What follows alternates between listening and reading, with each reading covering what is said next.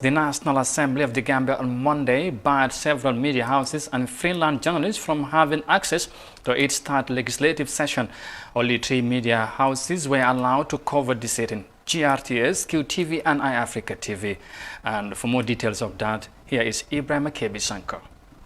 The first reading of the bill intended to promulgate a new constitution for the Gambia was presented by the Minister of Justice, Dauda A. Jallow, and a host of media houses had sent reporters to cover the event. However, only 3 media houses were allowed to cover today's proceedings in the capital, Banjul. Journalist Yusuf Taylor of Ghanako Online told iAfrica TV that he and other journalists were denied access to public information.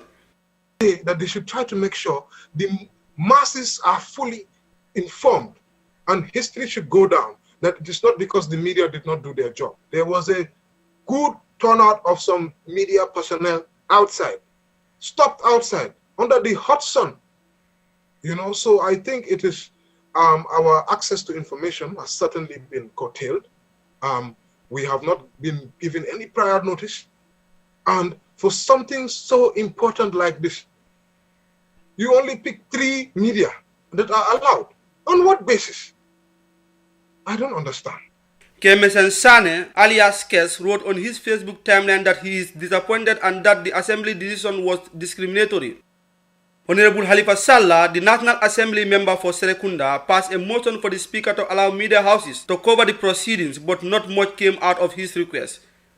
Honorable Speaker, the reason why I even entered just now is because outside we have journalists claiming that the National Assembly has discriminated them by giving a right to certain media houses to cover the sessions of the National Assembly, especially the state media, and then discriminated against the private media.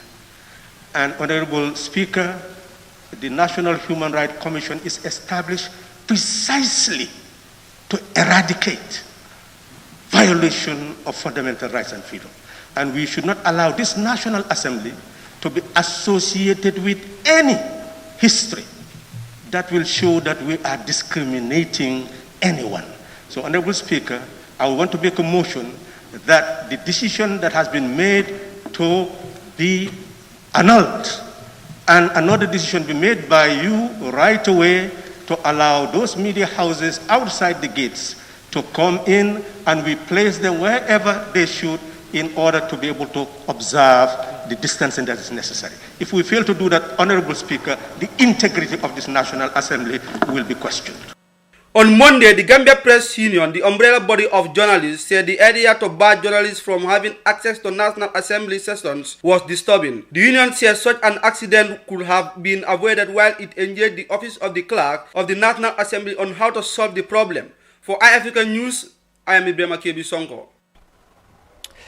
Gambian journalists denied entry at the National Assembly yesterday in Banjul.